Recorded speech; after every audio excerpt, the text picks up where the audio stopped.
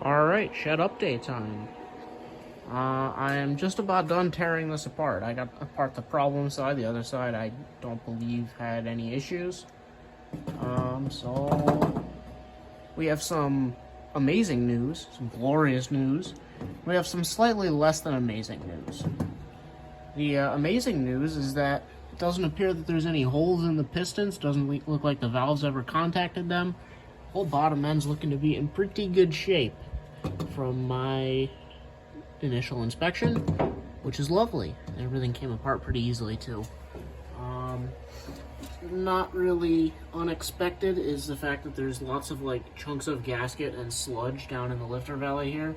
This was an engine of unknown history, and it looks like there's a whole bunch of chunkies in there, so that's great.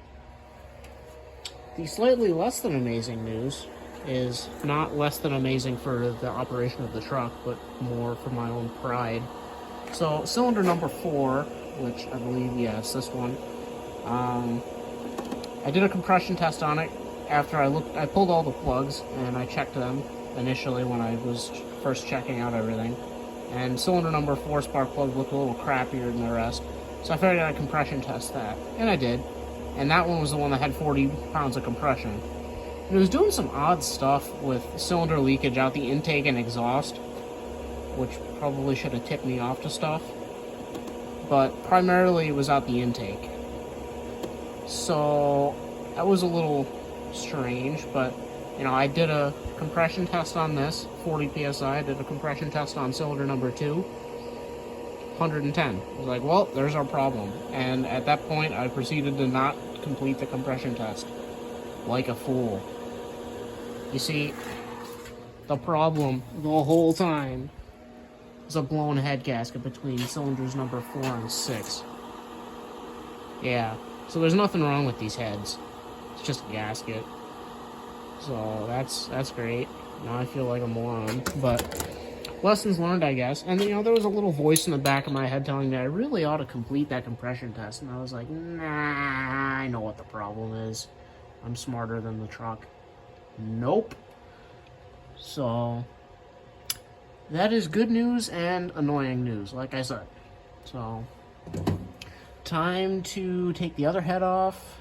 Even though it probably doesn't need to come off, I've got all the stuff. I'm just gonna swap them. Why not? And yeah. Another fun thing that I noticed is that I ordered large intake gaskets, as I mentioned, because this is a 360. And I figured, you know, the 318 heads, it's going to be fine, the port mismatch. There's no port mismatch. These are small port heads, and it's a small port intake already, and you can see where they had the large port gaskets already on there, because they fit on both. So that's funny. I'm wondering if these are already 318 heads and a 318 intake, because to my knowledge, all the 360s had the large ports. So I don't know.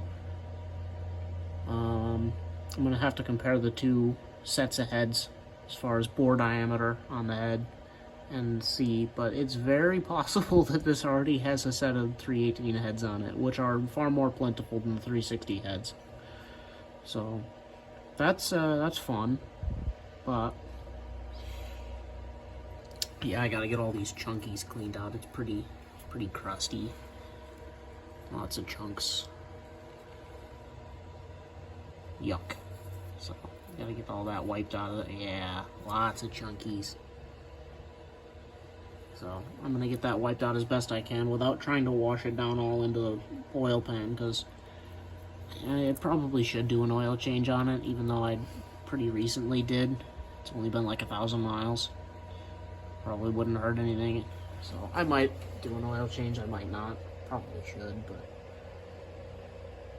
it's not like it cost me anything. I've got a bunch of oil I got for free still, but you know, I'd rather not waste it if I can help it. So I'll stew on whether or not I'm gonna do that. So